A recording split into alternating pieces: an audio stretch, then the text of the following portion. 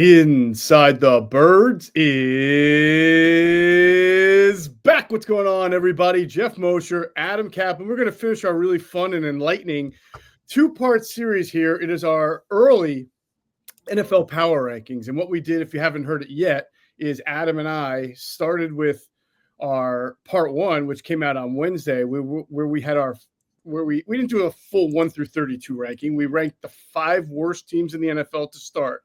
And then we started ranking our top 14 teams. Why 14? Because 14 make the playoffs. But we didn't say it was going to be 7 NFC, 7 AFC either. We just wanted to go with the top 14. So, Adam, for this podcast, we'll recap for those who may not have heard what we said about the bottom 5. We had a little bit of a disagreement there on a team or two. And then we'll recap what we did from 14 to 6. And then in this, we give, or 14 to 7. This one, we'll finish it off from 6 to 1, and neither of us has said Eagles yet, so we know that they're in the top 6.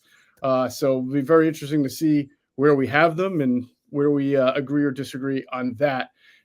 Reminder, this is the premise of the power rankings is if they had to play a game with their 53 roster right now. We know things are going to change. We know there's a draft. We know there's more free agency. We know there's trade markets, right? We know things will change, but we wanted to do this now so that we can compare it to the next time we do it after the draft, and then maybe do another one. Definitely do another one going into the season. So looking forward to finishing it off here with you, Adam. But got to remind people, we had an outstanding Ask Greg Cosell again for our Patreon Tier 3 members. I think it was Tuesday night. Yeah. Maybe I know we say this sometimes often, but the questions that Greg were asked in this particular show or live stream that we do, where we pull them in and they ask their questions directly to Greg and Greg answers them directly. It's great conversation. The level and caliber of question was fantastic. Not only that, Greg, actually, we were taping one of the positional previews for the draft with Greg, and he stopped. He goes, guys, I got to tell you. He goes, the Patreon group, they were phenomenal. He said it because it made him think about, because we got into there were some questions on philosophy and what he knows and how it's coached and what he sees, and it was just really great back and forth. And we're our whole goal for this movement in our 8th year is to help people become smarter fans. Because we always said, look, you're going to yell, you're a fan, right? But you want to be smarter about it. Okay, you want to get mad, it's your right. But you'd like to know going in why a team did this. Doesn't mean they're right, but here's what the tape shows you. And then you could take it from there and do whatever you want. And Greg was like, man, I got to tell you, this is really good. And yeah, that was kind of interesting because he stopped. He said, hey, guys, can I tell you something? I go, yeah, what's up? And he just brought that up, what we just talked about. I was like, wow, good to know. Yeah. Cool. Yeah. My favorite question, because we've talked with Greg about this before, and I always think it's a fascinating part of scouting, is that somebody asked him while he was watching tape of one prospect, did another one jump out from either the same team or the opponent? And that has happened for Greg before, and he's talked to us about it. And he did relay a story of a guy who's going to be a high pick in this year's draft who jumped out to him about a year or two ago when the kid was just a freshman making plays everywhere. I don't want to give it all away. It's great. Again, sign up, patreon.com/InsideTheBirds, not only to watch these, but to get your own opportunity to talk to Greg each week when we do it, especially during the season, or for the same thing for our Ask an Eagle. We had Barrett Brooks on. He did an amazing job talking about his career, talking about this draft, talking about the Eagles. You get to talk directly in a Zoom chat with people you probably would not have the opportunity to do so. So it's another great perk of being a Patreon member. Patreon.com/InsideTheBirds. And one thing on the intel with Greg Cosell, the one came out Thursday. It was breaking down the top running backs. So we've done that with Greg. We've done all the defensive positions. So we'll continue to finish out the offense with him. We have broken up every position, right, into its own singular episode and lengthened the time of the episode. So we are getting through far more prospects with Greg this year around than ever before. We used to do like, here's quarterbacks, running backs, here's wide receivers, tight ends, here's O-linemen, but now we're doing quarterbacks, then running backs, then a show of tight ends, and then offensive line is going to be interior offensive line, and then there's going to be a different one for tackles. We're probably going to get through, I was trying to count it, Adam, over 150 total prospects by the time we're done, which is more than we've ever done with Greg. And plus, and just so folks know, because we see some of the comments on YouTube and we kind of laugh. Yeah. We're not doing 50 players per position. We don't have to, Right. We can't do 4 hours per show. Why didn't you get Dre Smith from Oklahoma Community Tech? Well, yeah, sorry, I mean, yeah. Look, there might be a couple players who sneak in the third round that we didn't talk about. That's fine. It is what it is. We can't cover every player. Like we've used the example of Alex Hunt. We got a really good tip. They would not get out of the third round. So I called Greg. I said, "Hey, Greg, have you seen him?" He goes, "No, he's not in our system." Alex Hunt. I'm like, "Please see him if you can." And then he called me. He goes, "I've seen him. I got it. I finally got it." And he gave what Hunt saw, what he saw from Hunt, excuse me, and that was great. But yeah, we don't have time. We can't pay him $1,000 or $2,000 per show. We pay that kind of money, but you can't do every single prospect. I mean, it's just we just don't have time. Yeah, or the cash to pay people like millions of dollars. So, but we love it though. We appreciate the support. We know we appreciate people feel like they're getting educated. We see the comments, and people, by the way, love Sam Finkel's analytical stuff. Wow, that I think it's very apparent. We have to keep doing this because people love this stuff. We have to, and we will. And Sam is very cooperative, and he's been doing a great job for us, and he loves doing it. So we will continue to. And I love that we pair his analytical breakdowns with Greg's tape breakdowns. So it's all fresh in your mind, and you're getting a totally different. Well, it doesn't have to be a different perspective, but you're getting a different angle or a view on a guy when you talk about his athletic testing and his measurements and his production versus what the tape might say. It really is fascinating. So thanks to Sam. For being really cooperative with his time. And I'm pretty positive, Adam, with what I said with Greg and all the prospects that we've done with him compared to the years past, that we have gotten to more prospects who you'll see go on day 3 than we have in the past. We're obviously getting a bunch of guys who are going to go day 1 and day 2, but we've gotten deep into these lists at some positions, and we've gotten some day 3 guys there. Well, not only that, there's a receiver from the Big Ten. I'm not going to give you who it is, but the receivers coach put me on him. He goes, you got it. If you want to look smart, this guy's going to play in the league. Yep. And I ran it by Greg. He goes, oh, I've seen him, because I wasn't sure, because he's definitely a day 3 guy. He's not going in the first 3 rounds. So I'm like, okay, because Greg probably sees more players than most college scouts. Well, in fact, he does, because college scouts don't see every conference. They only see the ones that are in their area. But anyway, I said to him, hey, have you seen this guy? He goes, oh, yeah, I've seen him. I was like, don't tell me what you think of him. Don't say anything else. Let's save it for the show, because we have to ask him, because we don't know always who he's seen. In fact, he tells us, just so you know, a little secret. He'll give us the name of players he has not seen, so we just scratch them off the list. Yeah. No, it's really not many though. And Greg has done a great job this year, in particular. Yep. I think he's done a really good job of contextualizing this year. We all have. We've had him help them where we don't just go, here's a prospect, break it down. Here's a prospect, break it down. We're really trying to get the scheme fit, why guys succeed at certain positions, why guys go to certain teams. I mean, we've coaching strategies. We've really tried to be more contextual with it to really add, because you can't really, if you're breaking down a prospect, but you're not adding the context of what scheme fit this prospect is best for, or what coaching staff might get the most out of him, you're not really doing the full service. And we are doing that. So really on that, on that, I just want to say that at tight end, wait to hear the discussion. We just taped that show, which we'll play next week. Wait till you hear that show. That's exactly what you're talking about. That was one of the most philosophical shows we've done in I don't know how long, because the tight end draft, it may be better than recent years, but there's some things you're going to have to accept. Past the top 2, it's not great. So a lot of them will be drafted as starters. It could be a below the line starter, but you just talked about it. You have to have context about why. If a guy goes in the 3rd round who some people think is going to be a starter, well, there's a reason why he's on a 1st round pick. You have to know why, and that's what these shows are about. Right, absolutely. And also, when we talk about the day 3 guys, nobody does a better job for that than Andrew DeCecco, who's been really on it with his DeCecco Daily Podcast. That has really chronicled a lot of the day 3 guys, the pro day circuit, people who are testing well, people who are raising eyebrows, might wind up just in camps because of how they performed at pro days, how they ran because they weren't invited to a combine or an all-star bowl. So make sure you're following DeCecco Daily every single day on the Inside the Birds podcast platform. All right. So with that said, let us recap what we started off with last week, which was the bottom 5 teams that we each picked. You and I saw the Raiders a little bit differently. You had them 32, you had the Titans 31, the Panthers 30, the Giants 29, and the Patriots 28. The one thing we can all agree on, Adam, whether or not you and I have the same exact, these are bad teams. Correct. They are definitely among the worst teams in the NFL as we sit here today. Yeah, and that's why they were not a non-playoff team. That's why they're picking it where they're picking. Mm-hmm. But I would tell you this. I know the Giants have been an absolute train wreck for years. If they draft well, they actually had a nice draft last year. It didn't show on the field because the rest of the roster was pretty bad, and the quarterback play was dreadful. Mm-hmm. But if Russell Wilson shows he's got something left, I know that's a lot to ask the way he closed the season last year with the Steelers.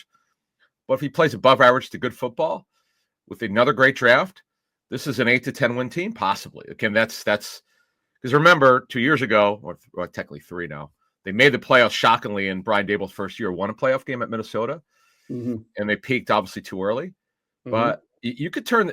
See, the thing is with the NFL, I know they have bigger rosters than MLB and other sports. You still could turn it around rather quickly if you draft well and develop. 100%. Look at the Eagles defense, right? That was very good coming out of 2023. Look at the train wreck that the 2 guys made in the secondary for them. So yeah, and Jalen Hunt by the end of the year. Yep. So yes, a good draft can very much help you for the current and for the future. So my bottom 5 was the Titans 32, the Browns 31, the Giants 30, Jags 29, Panthers 28. Definitely after discussing this out, I'm not going to change it obviously, but I did rethink. Adam, you got me to rethink my stance on the Jags maybe not being bottom 5. I mean, the new coach come in, could do really good things with Trevor Lawrence. I just thought that they were so bereft in some playmakers outside of Brian Thomas, and their running game has been a disappointment. Their offensive line's not been great. Their linebackers have not lived up to what we thought.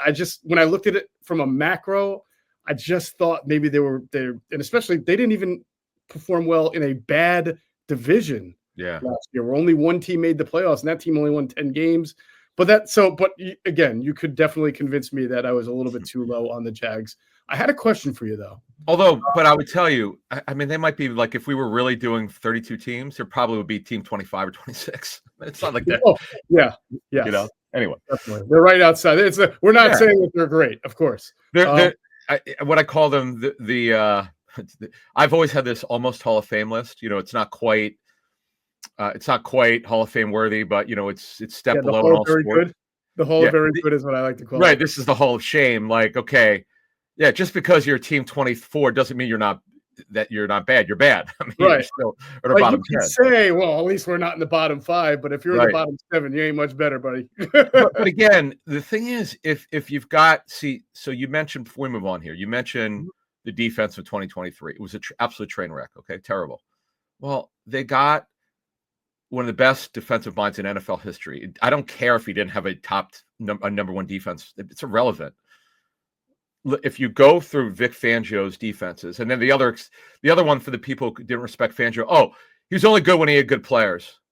Okay, well, and of course I was pissed off one day, so I spent an hour and a half going through every roster that he had from like going back to the 90s, and he had teams where the roster wasn't great. The Texans were tough because this is when they were in expansion mode, and its roster was terrible. No one was going to win with them, right? But bottom line is coaching matters. Eagles got phenomenal coaching, and the GM's got to draft well, right? And Howie did, but they have to develop the players. And the other thing is, and this is where Howie's gotten better. I don't think we've really talked about this much over the years before we move on.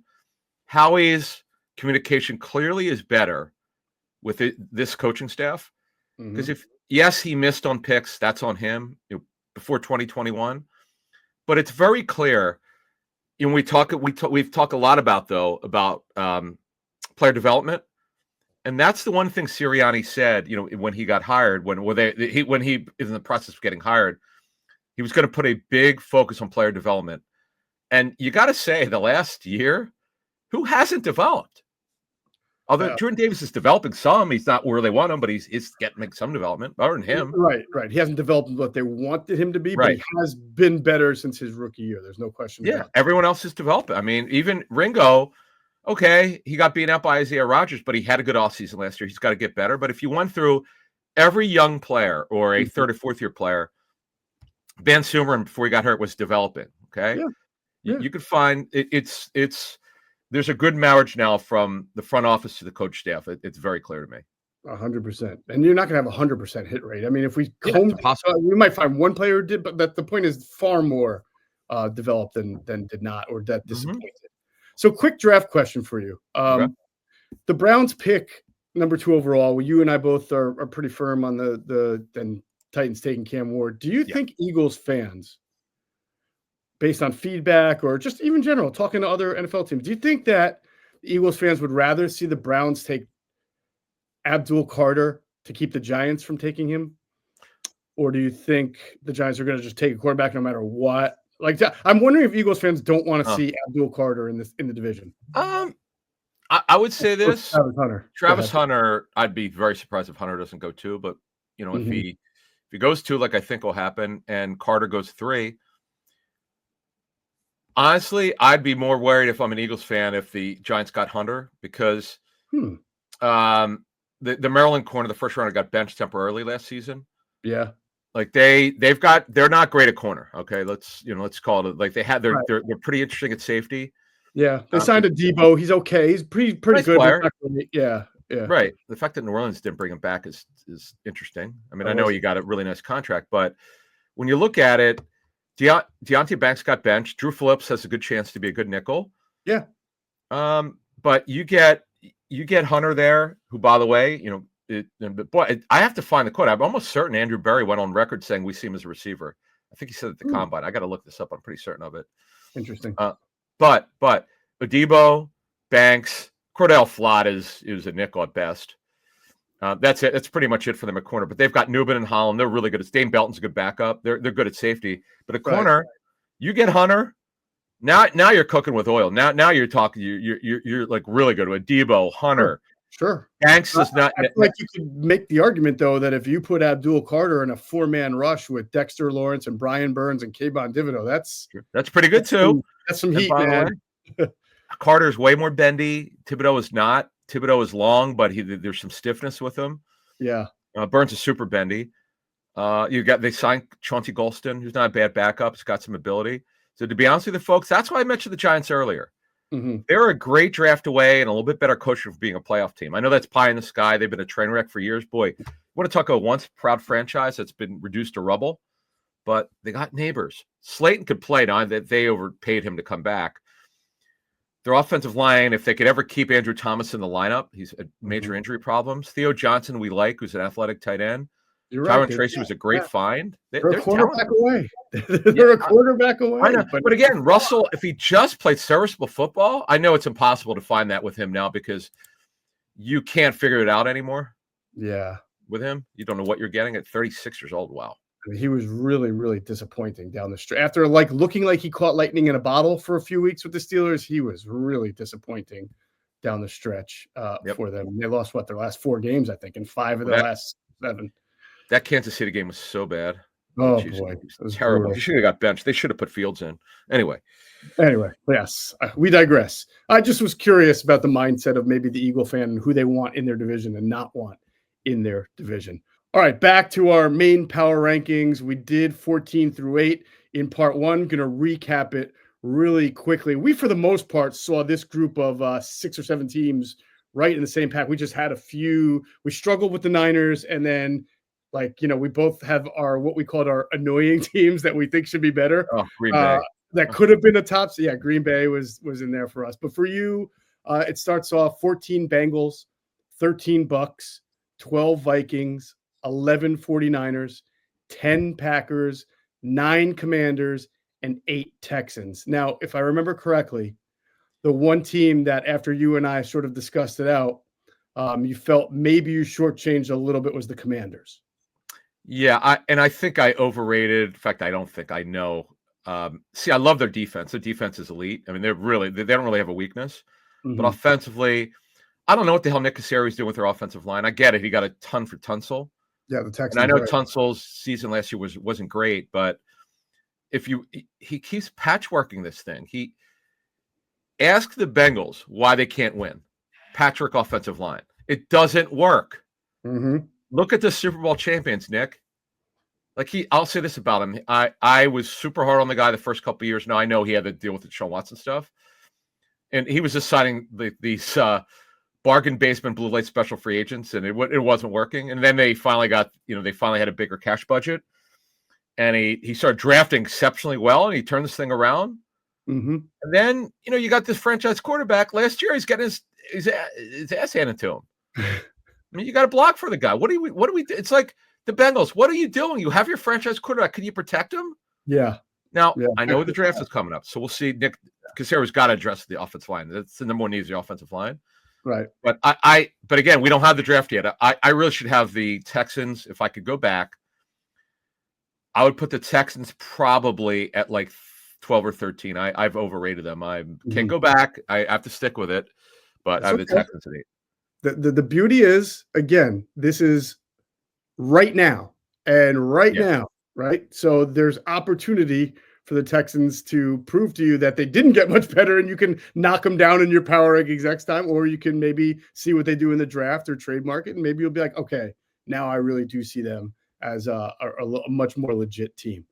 So for me, starting at 14, I had the 49ers at 14, the Bengals 13, Bucks 12, 11 is the Broncos, 10 is the Chargers, 9 is the Texans, 8 is the Packers. And after my discourse with you and discussing it out, I feel like the team that I shortchanged, meaning if I could do it all over again, I'd probably bump them in and maybe bump the Broncos out, would be the Vikings. I just didn't. I should have had more faith. I should have more faith in Kevin O'Connell to be able to develop JJ McCarthy, who, by the way, since we've done this, we've talked to Greg Cosell a little bit, and Greg's talked about what he saw in that preseason game from JJ McCarthy against the Raiders, because Greg was not a big JJ McCarthy guy coming out of, No, it's funny you mentioned that, because I remember Greg and I, we like to exchange notes. Hey, what did you hear about this guy?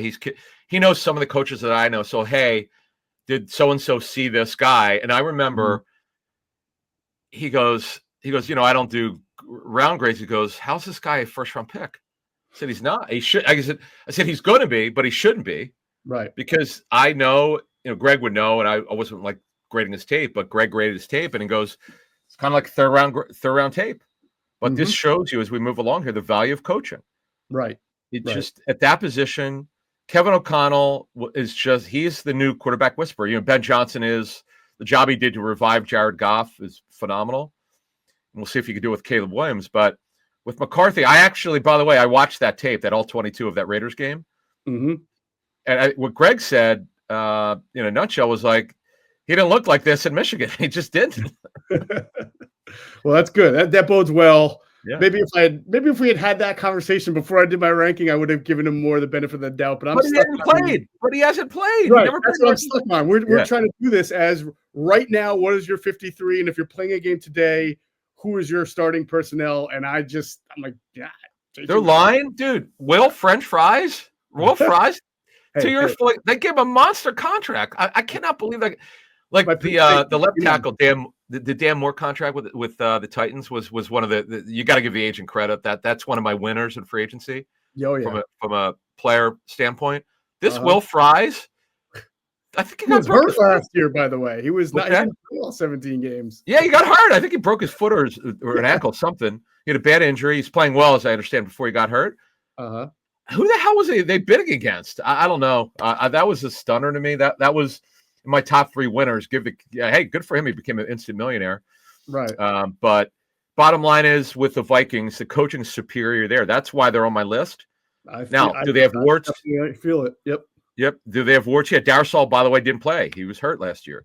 Right. He had the ACL injury. He got hurt. Well, he played, but he got hurt. He missed the majority of the season. But the coaching is so superior. Their job, McCarthy, O'Connell and Brian Flores as the play callers. They were amazing. They're top 3 for me in the National Football League as a tandem. I can't disagree with you there. I can't. And if I did it all over again, I might knock the Broncos out because I can see them step back if they don't really Yeah. keep upgrading. And I could see the Vikings. If Jason McCarthy is a pretty good, doesn't even have to be great, pretty good quarterback and efficient, then they will be a very good team, I would think. Well, let me ask you this on the Broncos. See, I clearly missed on them last year. I can't get them right. It's funny. The year that Russell Wilson was acquired from the was acquired via trade from the Seahawks. Of course, I put the Broncos in the playoffs. I missed. We're gonna get shit wrong every year. I mean, this is yeah, of course, that's the fun. Yeah, exactly. If someone could give the answers to the test, you'll never get them wrong. So there's going to be ones you came up with great calls, some of them were terrible calls. So I just cannot get the Broncos right. Bo Nix, it's like so many NFL people were against him. And again, the value of coaching. Sean Payton. Now, see, the knock on him, this was true. He really not developed a young quarterback before. If you really go through his he was the Eagles quarterbacks coach in the late 90s with Gruden. But if you look at it, before Gruden became the Raiders head coach, but if you look at it, Sean he did a good job as a younger quarterback, Drew Brees, but not like a rookie. And the job that he did with Bo Nix, I mean, for them to be a playoff team, that was a stunner. I just didn't see that. Yeah. I really like their defense. That was a big part of it. Really good. Yep.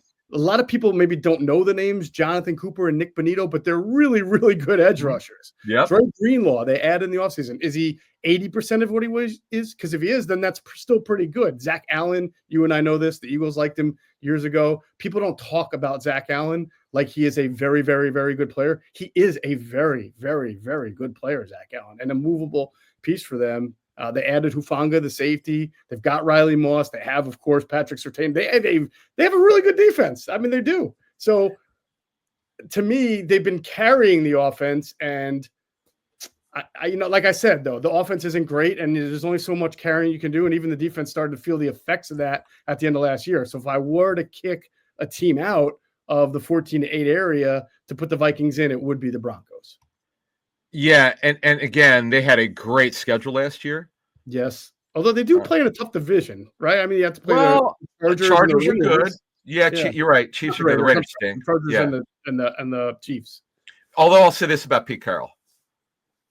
Whatever they've got, he'll get a lot out of them. They'll plateau because Pete will, Pete Carroll and Chip Kelly. Wow, that's fascinating to me. Yeah, you're right, though. The Vikings had to play a way tougher schedule, and they won a lot more games. But they don't have Sam Darnold anymore, who played well for them. So that's why it was just a big mental gymnastics thing for me. But that's going to happen.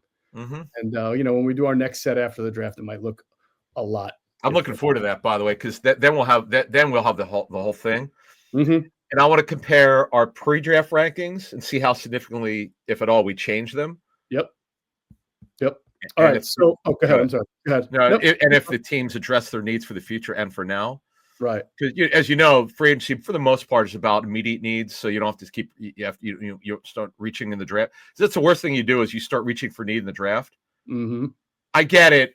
It's the best player available at a position of need, but it's for the future, really. Yep. And these teams that draft for need right now, they're going to get fired. It doesn't usually take very long because you start passing on good players, unfortunately. Right. Anyway. Absolutely. All right. So I teased this last episode. You do have a team in your top 7 that my eyeballs fell out of my head. That I'm going to have. I don't know that you're going to be able to convince me on this one like you have with the others that I'm not seeing it the right way, but we'll have fun with it. Before we get to that and finish this off, exciting news from our friends at Stretch Zone. They are expanding, Adam. Where are they coming to now? Yes, so it's going to be Warrington, PA, and I got it. I got the address. So it's off 611. For those of you who are near Montgomeryville and Warrington, it's near the Target and Home Depot. The address is 1527B Main Street. I know that area.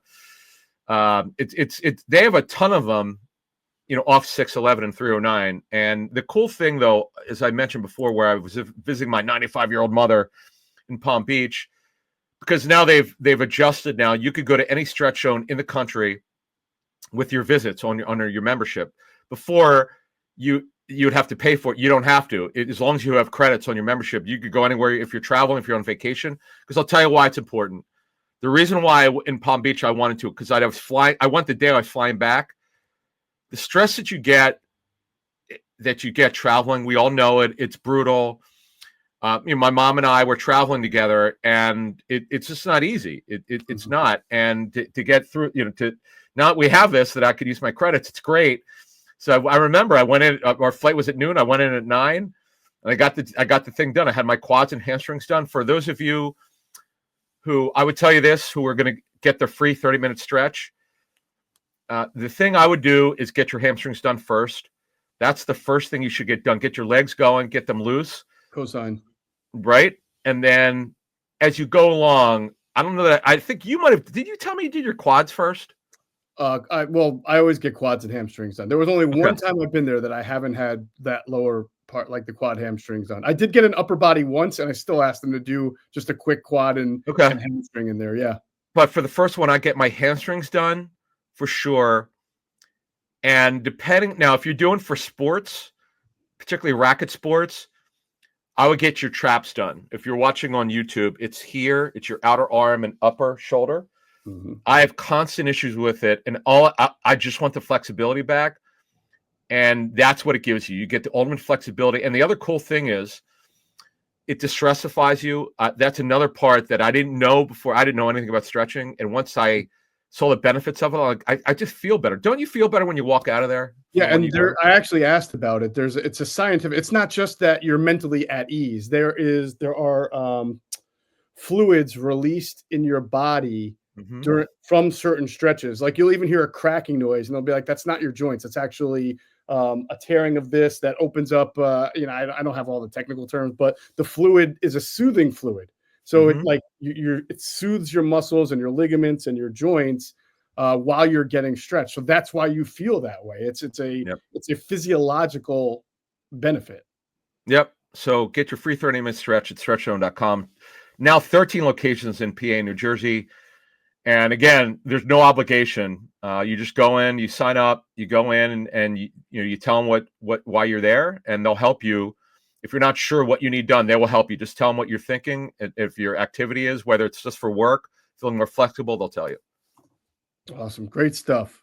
Lots of locations, always expanding. Love our friends at Stretch Zone. Go to stretchzone.com, as Adam mentioned. All right. Ready to finish off the top 7 here? Yes. This is another one.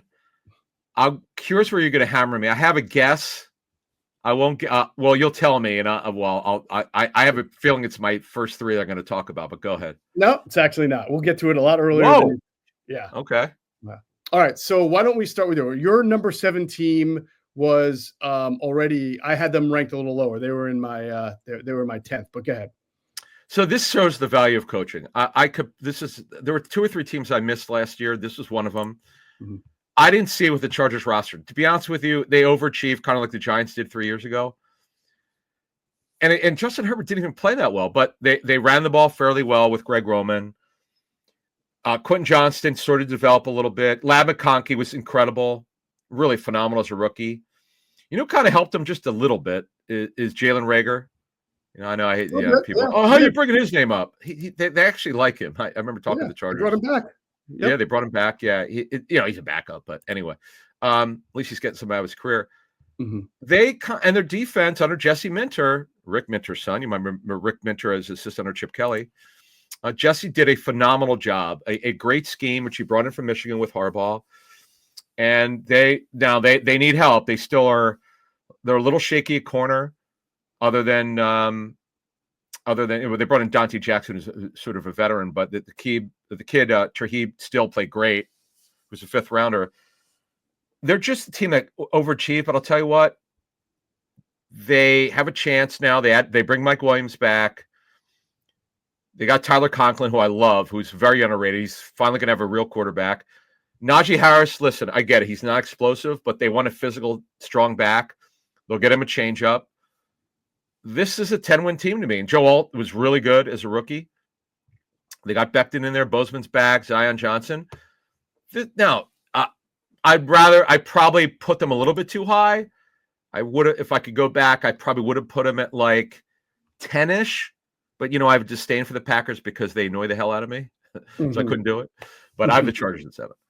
So I can understand it. I was sort of weighing their losses versus gains. They didn't bring back Asante Samuel. They didn't bring back, obviously, they parted ways with Joey Bosa.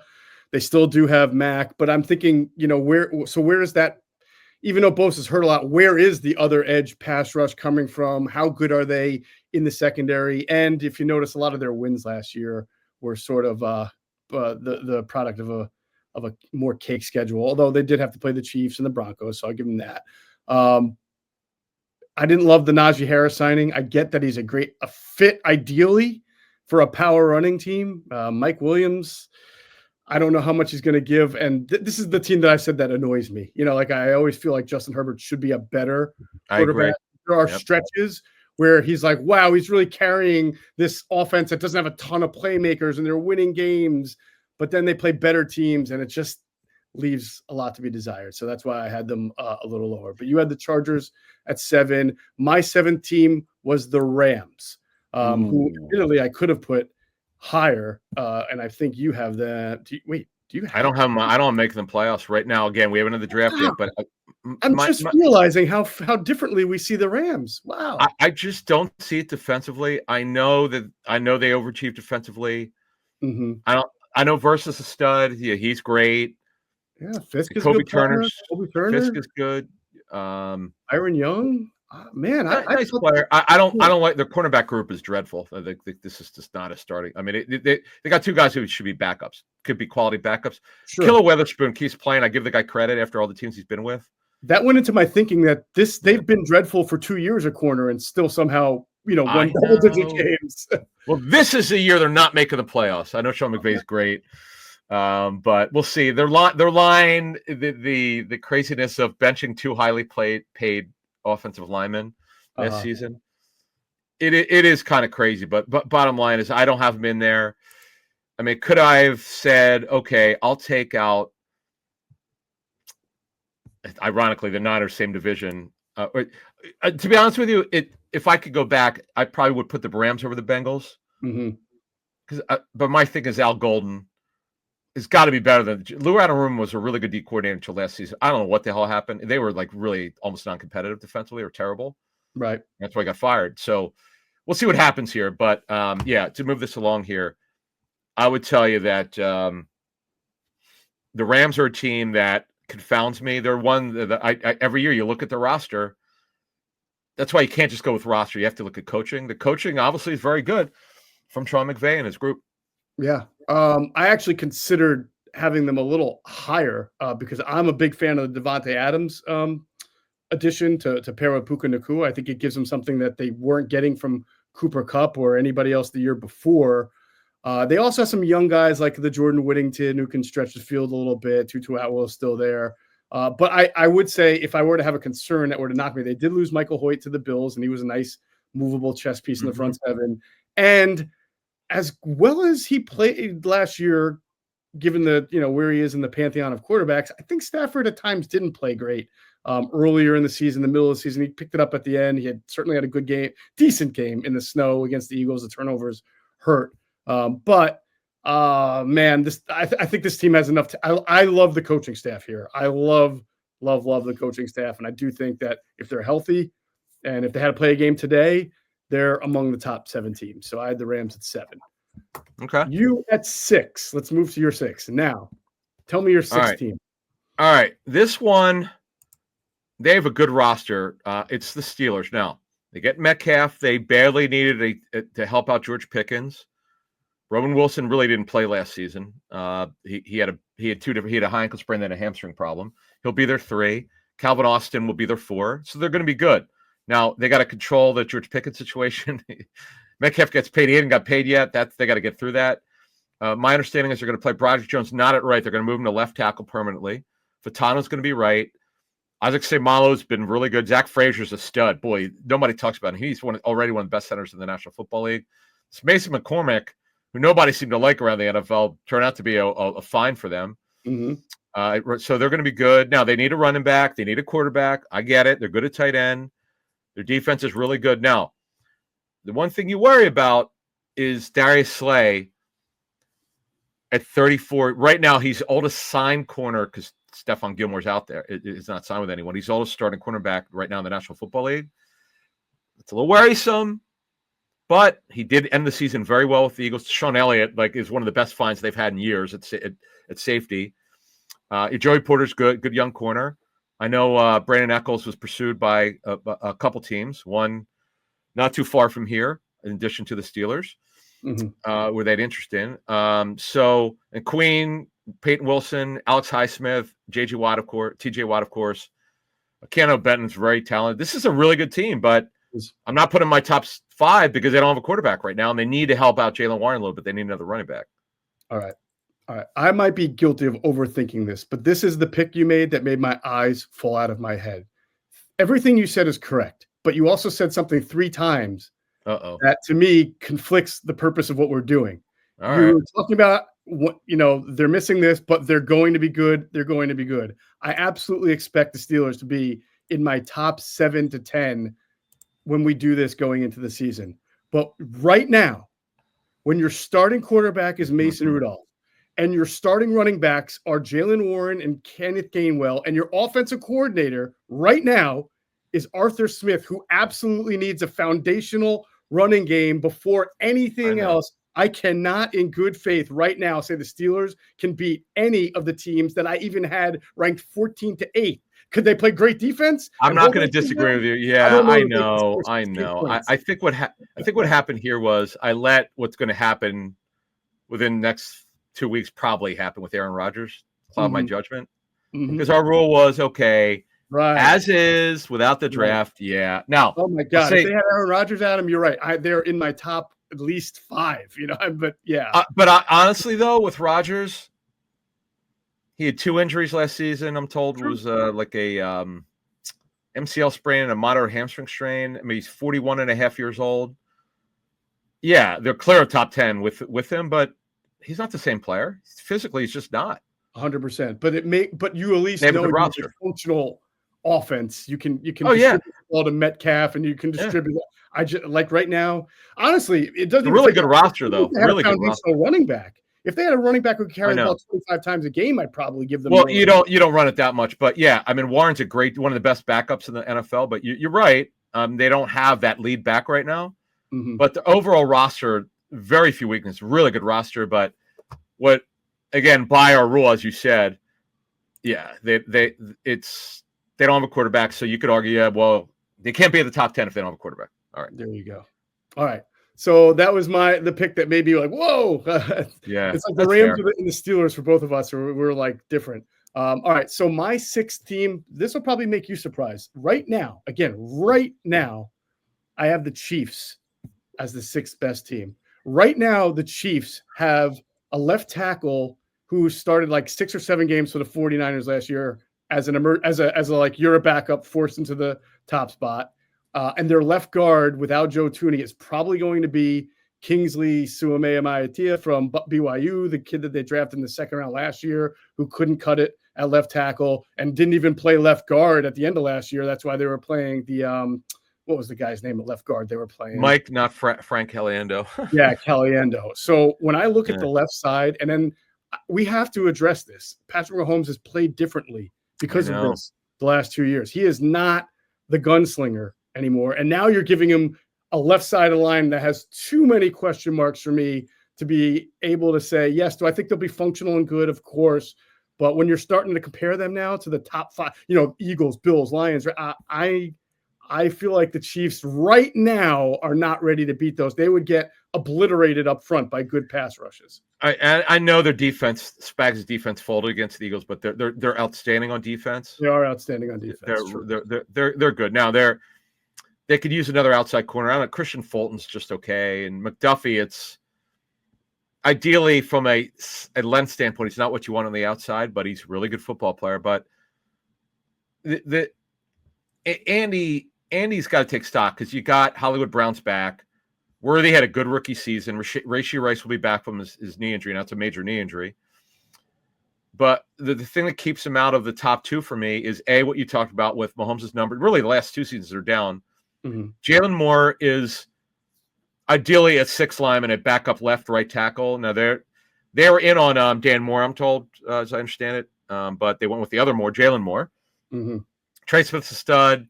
Creed Humphrey's elite. Sumatea, we'll see if he can play guard. Juwan Taylor is the only reason why he's on the roster because of his contract. He's really not great. Yeah. I mean, they're bad. They're not good at 3 spots, at 3 of the 5. I know. I mean, man, the thing that I learned about talking about this, because their defenses to me could be elite. And we got to add Travis Kelce really aged badly last season. Great point. That adds to my argument to have him out of the top 4 right now. Yeah, honestly, I like to flip flop them with. We'll get to my team where I have them. As we talk through this, see, this is what the value of talking through this. Now you've got me thinking, boy, they're definitely my top 7 because of the quarterback. When we do this going into the year, right? You know that when we're going into August or September, when we do this, they'll have probably made some moves that'll put them right back there because that's what they do. But now, they're exposed. And honestly, on that, right now, as is, they got the quarterback and the head coach. That's and the D coordinator. Right. Like that's why they're going to be great. I mean, that's great. They're going to be a top 10 team no matter what happens in the draft. It's just a matter of, can Andy Heck, the offensive line coach, can he get Jalen Moore and Sumatea, who didn't make it at left tackle? Boy, they went through 4 left tackles last season. How the hell does that happen? I've never seen a team make the Super Bowl going through 4 left tackles before. It's embarrassing. I mean, that's that as great as Brett Veach and Andy are together. I mean, they got to get this right. I get it. It's someday. Even Bill Belichick, wasn't great for him at the end. Not to say it's not the end for Andy. Obviously, he's going to go to the Hall of Fame, and Brett Veach is great. But eventually, you have one year where you could have done a better job somewhere, and that's it. But yet, nailed Creed Humphrey, nailed that pick, second rounder. Trey Smith. Great. One of the best offensive linemen in football, who was a 6th-round pick in 2021. I mean, it's pretty good. Yep. Very good. Very good. All right. So your 7, my 7-6 is Rams Chiefs. Your 7-6 was Chargers Steelers. We're up to your number 5 pick. All right. Bills here, they're kind of like the Packers in that the roster's really good. What they lack is, again, depth is not about how many players you have. It's how good they are. Right. It didn't work with Von Miller at all. He had the ACL injury. He just never was the player that they hope they're getting. They brought in Joey Bosa, who was cut by the Chargers. You brought in Michael Hoyt, who's suspended. Greg Rousseau's a nice player. They don't have an elite pass rusher. They just don't. That's true. They just don't. Matt Milano's a nice player, really good player when healthy, but he's been hurt a lot. Yep. Benford's been an overachiever at left corner. Nice player, though. Good story out of Villanova. They're a good team. They're just not elite. They're not elite. The quarterback is, but is Keon Coleman going to develop? He didn't do anything as a rookie. Josh Palmer, as one team told me, would ideally be a 3, not a 2. Right. Khalil Shakir, same thing. Ideally would be a 3, not a 2. Yep. He's being paid as a bottom, sort of like a bottom of the list 1, more of a 2. So they don't have that. Offensive line's okay, not great. Yep. They're a nice team. They're good. They're a nice team. The quarterback and James Cook has been tremendous. Dalvin's younger brother has been great, but they're just not there. I'm sorry, they're not. You want to have them over the Bills? I have no problem. Over the Chiefs, I don't have a problem with it. But they're not elite. They're just not. I hear that, and I had forgotten. I have them a little higher than you, but also not 1 or 2 or anything. But I forgot about Hoyt being suspended, and somebody else is suspended, right? Ogunjobi. Yeah, I forgot about that. So, if I could redo it, I might knock him down a peg a little bit. I had the Commanders 5th, right? And I have them higher because, I think we talked about this. Even the question marks surrounding Debo and Tunsil, even if they're not what they were when they were their best, they're still better for Washington than what Washington had prior. So Tunsil will give them the opportunity to play Brandon Coleman at guard, which, I think you and I both think is a little better. You imagine Cosme will be back okay. Debo, they still need a playmaker. Debo helps as long as he's healthy and they in the Cliff Kingsbury offense. I think they'll figure it out. But yes, they definitely still need a playmaker. But I've liked their moves the last 2 years to get common sense guys for what they do. Javon Kinlaw played well for the Jets last year. He doesn't have to be the great D tackle because they drafted a kid, Newton, who played well last year. They have Deron Payne still in there, so he's part of the rotation. Will Harris, decent replacement for losing Chin. They don't have Diami Brown anymore, but that's where I think Debo will make up. And I just believe in the coaching staff and the quarterback. I believe that they will be, if they had to play today, I think that they are no worse, but potentially better because of Tunsil and Deebo Samuel than they were at the end of last year. So I would say, well, here's the thing: Cosme had an ACL injury at the end of the season, so he may not be ready until midseason. So that's right. that's an issue. Why did the Texans give up Tunsil? That's a question. That's certainly. I know they got a lot in return, but that's a concern. Deebo's not a burner. They don't have a burner. De'Ami Brown was a burner. Absolutely need a field stretcher. I totally. Yep. Although McLaurin can still do it, but you want him right. He can run. He runs well, but he's not a burner.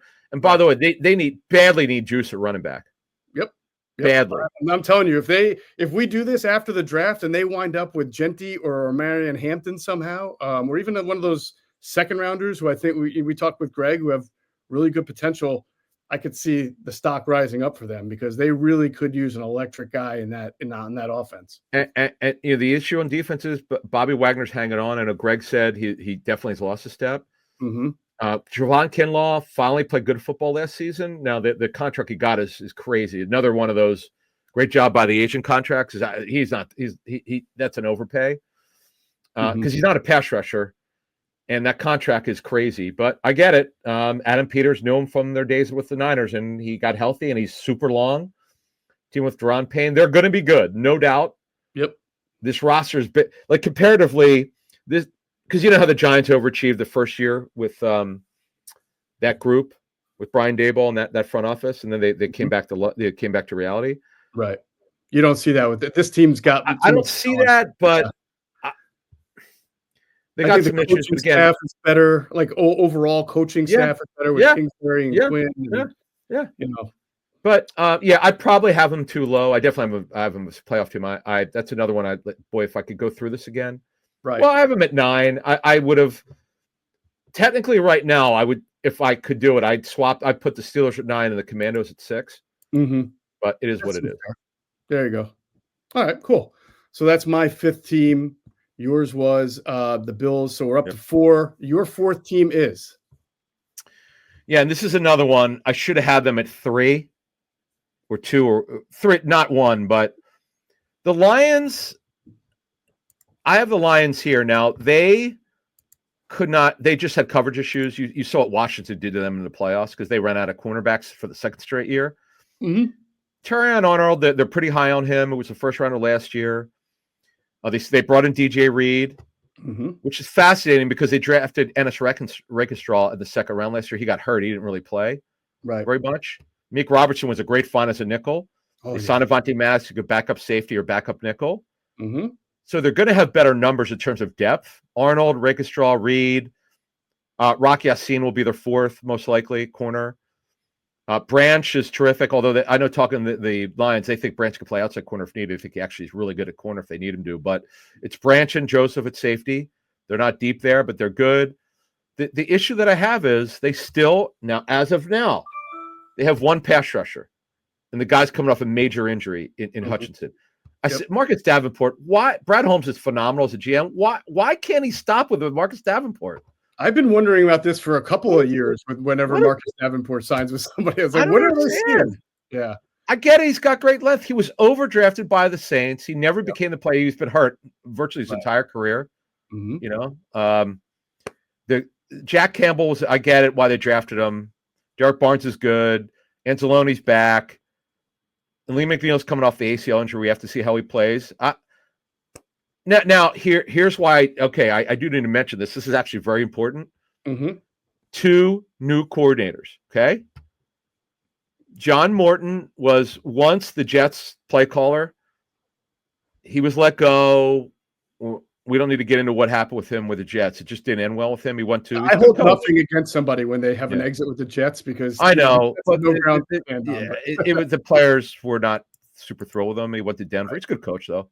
Yeah. And Kelvin Shepard, you might remember as a linebacker for the Giants and Dolphins. He's their D coordinator, really smart guy, great energy, passion, and all that. But he's never called plays before, so you don't know. Dave Phipps, excellent as their special teams coach. So that's why I moved down a peg because it's not Ben Johnson.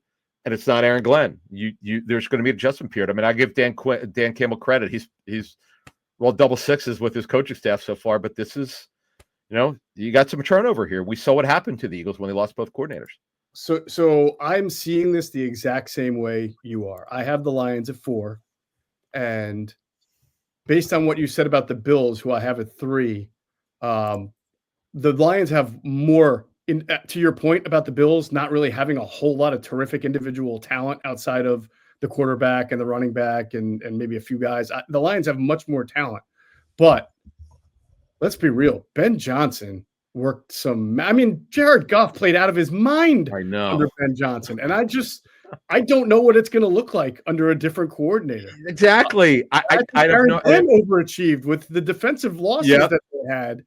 And I don't know. If you could convince me right now, Adam, that this team's going to take not a huge step back, but like because of the loss of those 2 coordinators, they're going to be more like, the 8th or 9th best teams instead of being closer to the top 2 or 3. But I'm putting them where I am because I still believe in Dan Campbell, and my eyes saw what they saw. I thought they were the best team in the NFL last year until the injuries became too much to deal with. So I'm kind of going on what they have from a talent standpoint and a Dan Campbell standpoint. But the loss of those 2 coordinators scared me away from even putting them at 4. Really? Certainly had me thinking, I was comparing that to the Commanders. I'm like, the Commanders axed them, right? And now they don't even have their 2 of their best coaches. So, I see it like you. I think 4 is a perfect spot for them. And we'll see what happens if they make more changes. But, the coordinators thing is huge to me. Yeah, and Mark Brunell is a really good quarterbacks coach, but it's not Ben Johnson. They don't have him, and you can't underestimate the loss of that coach, no doubt. So we did. Where are we at? What number are we at now? Now we're at 3, which I already said I had the Bills at, and I talked it through. So your 3rd team would be the Chiefs. And again, I talked myself out of. I have them too high because again, if we're doing this post draft, I expect them to still address the offensive line and running back for the Chiefs. And I know he broke his foot last season. He came back. He wasn't the same. Pacheco just did not look the same. And Kareem Hunt showed he had plenty left. Yeah. But we already talked about this. The offensive line's a major question mark, but they have to address it. It's what they look like heading into the draft. Another well-coached, great schemes. But I worry about Kelsey, who's on his last legs here, no question. This has got to be it for him. They're going to get Jared Wiley back, who's going to be their wide tight end of the future, who suffered an ACL injury, I'm told, in like a Friday practice in season. That's too bad they lost him because we saw him at the Senior Bowl 2 years ago. He's a big, long dude, really tall. Mm-hmm. But he's more of an inline blocker. So they got issues, and that's Chiefs. I got at number 3, but we expect them to. They know what their issues are. They'll address them in the draft. All right, so we are down to the final 2 teams, and Adam, spoiler alert, we've got the same 2 teams. However, we don't have them ranked the same way. It's funny. I haven't seen yours. You've seen mine. So, okay. I struggle with this one because if you just said as is, you can make a case that heading into the draft, the Ravens have a slightly better roster. Now, I say that. No, the Eagles are better at receiver. Mm-hmm. The Eagles are better at the offensive line. They're not bad, though. Ronnie Stanley, wow, he revived his career, a really good season. Yeah. Linderbaum's a stud. Yep. Rosengarten's okay. I know they like him. He's going to play right tackle. But to me, their defense is back.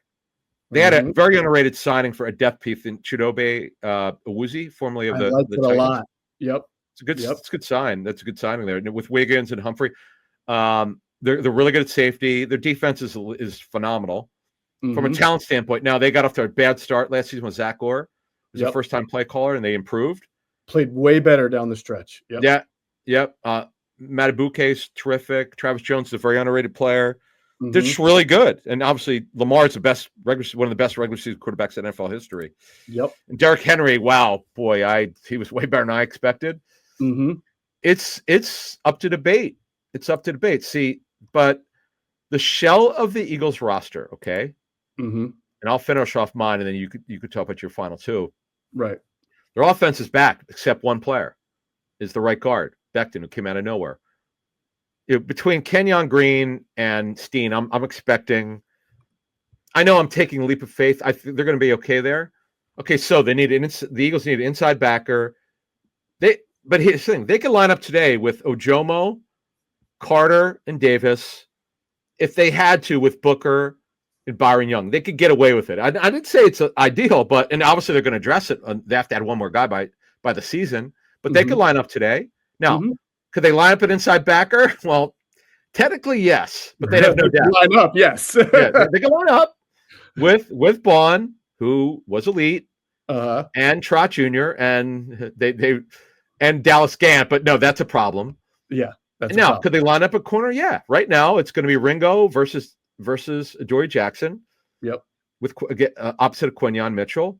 For the right depth, Zay Flowers. Yep. Right. They've got Adoree Jackson and Ringo, and then you got Mitchell, and you got Blankenship, Sidney Brown. Who the hell knows about Lewis Seen? We'll see if he he hasn't done anything as a pro, but he's healthy.